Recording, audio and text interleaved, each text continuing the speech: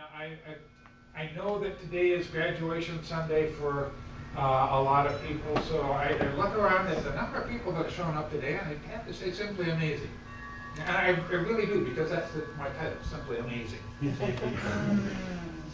Now, have you ever noticed how some of the most powerful things that are around us are the most simple? I mean, really, when you think about it, most of the things that are really powerful in this world are the most simple. Well, let me give you an example. In chemistry, the simplest atom that we know of, and it's hard to imagine anything any simpler than that, is the hydrogen atom. I mean, there's only one proton and one electron, and you can't get any simpler than that and have an element. In chemistry, that's as simple as it gets. But now, if you take a bunch of those hydrogen atoms, those very simple hydrogen atoms, and get them all in one place, and then surround them with air, or let's get a little simpler than that, just one part of the air, the oxygen, and then you add just a little bit of energy, I mean, some heat or some electricity, and it doesn't have to be much, just a tiny little spark, that it doesn't even have to be big enough to see, and add that energy to that, and all of a sudden you get back a whole lot more heat. In fact, you get so much heat that it won't just melt metal. You get so much heat that you take iron or aluminum or magnesium, and they'll actually burn. And if you don't believe that, I suggest you take a look at some of the films of the destruction of the Hindenburg. I mean, that's all that was hydrogen and oxygen combining. And look at how hot that got. Now,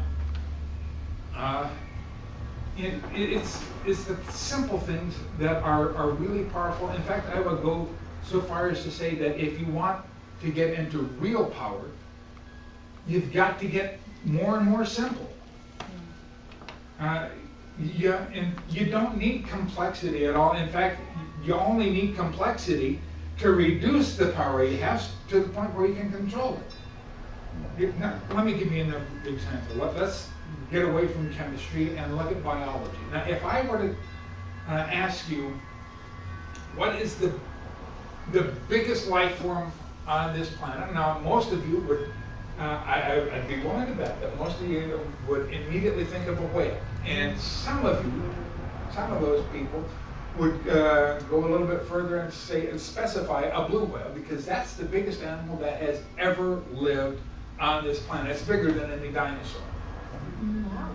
But now, a few of you might have noticed that I said life form and not animal, and think, aha! Now, plants are simpler than animals, so those giant sequoias up there are bigger than any whale.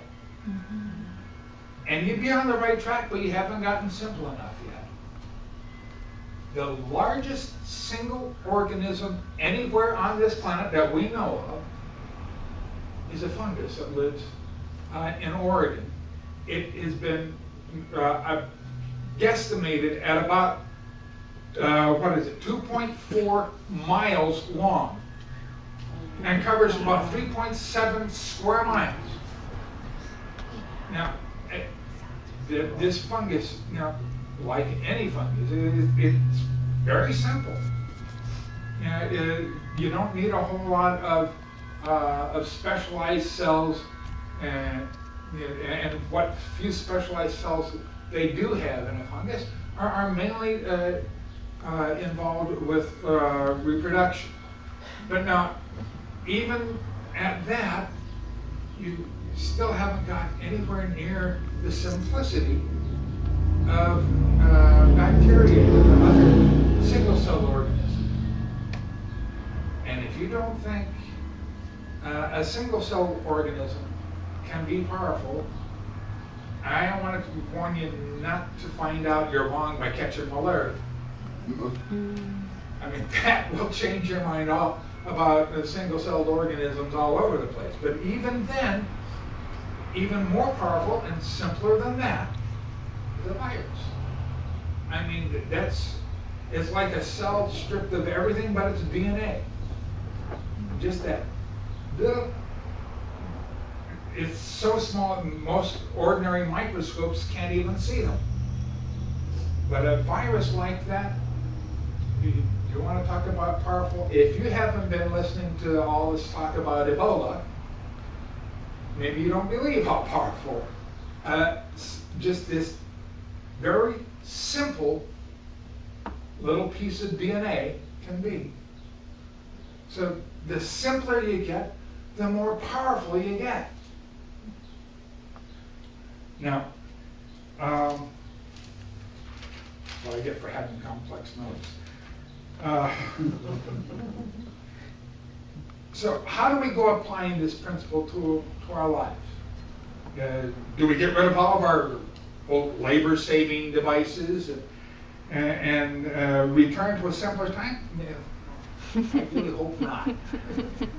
Because that simpler time that people go on and on about and get all nostalgic about 100 years or longer ago than that, that didn't really exist. It wasn't simpler. Let me give you an idea. Now, if you went back to 1895 and you wanted to get a special set of horseshoes, and you had to go from here over to the blacksmith shop that existed over in Clovis at what is now the corner of Clovis and Shaw. And you wanted to make that trip, you couldn't just hop in your Prius and drive over there, no. First you'd have to get your horse. Then you have to spend 20 minutes saddling your horse. Or take 30 minutes to hitch up the horse to a buggy or a wagon. Then you got to spend 2 hours to travel that 9 miles to get over what is now Clovis and Shaw. And 5 minutes picking up these special set of horseshoes. And then 2 hours to come back and 20 to 30 minutes to get the horse ready to go back into barn. You needed to know a whole lot more than you need to know now. You need to be able to do a whole lot more than you need to do now. It was not a simpler time. It was simply slower paced. I mean, see, this all presupposes that you know how to take care of a horse. You know how to saddle a horse or to hitch up a wagon. And this is not easy stuff. I mean, you would have to study for months to be able to do it right the first time you tried it. And then you would have to know how to navigate over there to that shop without a whole lot of roads and no street signs at all. You have to know how to select just those horseshoes that you wanted, and you would have to know enough about horseshoes to even know that you needed a special set in the first place. It was not a simpler time. It was just slower pace. And that in turn means that if your house caught fire, or you cut yourself badly, or you had an attack of appendicitis, you might lose your house or your life before help could get to you. So that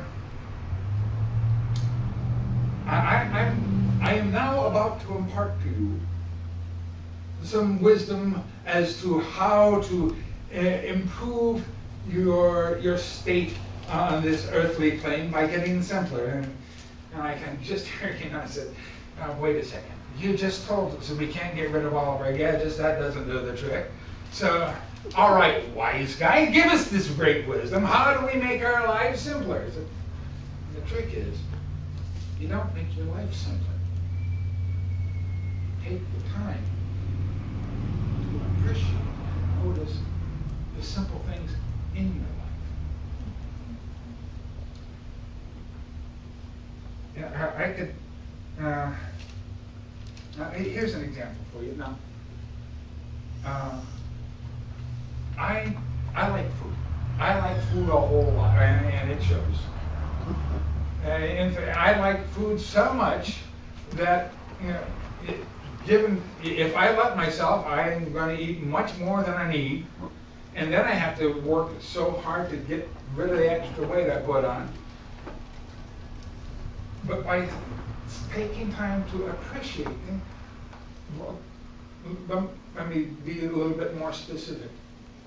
I love Fuji apples. Now, I think Fuji apples are just the best kind of apple that's out there. They are sweet, and they are juicy, and they are crisp and crunchy in the mouth. And I usually, with most apples, you have to choose. So I want sweet and juicy and mushy and mealy, or do I want something that's nice and crisp and a little dry? But Fuji apples aren't like that. You know, you bite into it and you got the best of both worlds.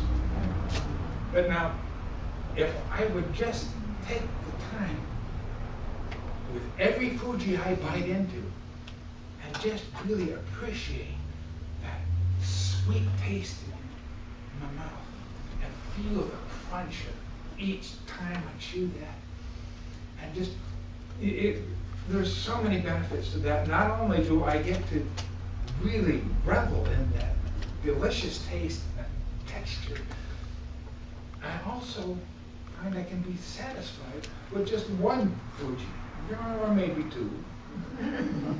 But instead of the 5 or 6 that I'm tempted towards, if I just try to wolf them down. Now, here's another example. We had our little ritual of welcome this morning, like we do every Sunday. And I notice a lot of you like to give hugs, and I do myself. I like hugs. I feel that's better than just a handshake. But now, how many of you, while you were doing that, really took the time to appreciate what is being communicated in that hug? I mean, did you take the time when you were giving that hug to really try to communicate, I like you. I like having you in my space. And did you take the time to really recognize and appreciate the love that was there? Now, how many of you during this rain, after the rain we had this last week, how many, or better yet, during the rain, you take the time to stop and smell how good the air smells with all this, the sense of the earth, the green plants, and all the gas fumes scrubbed out of the air. And when was the last time you took off your shoes and socks and went into the yard and just felt the grass or the muds between your toes? Have you ever gone out at night, gone outside when most people are asleep, and just listen to a night bird singing, or a cricket, or maybe a lone train whistle way off in the distance.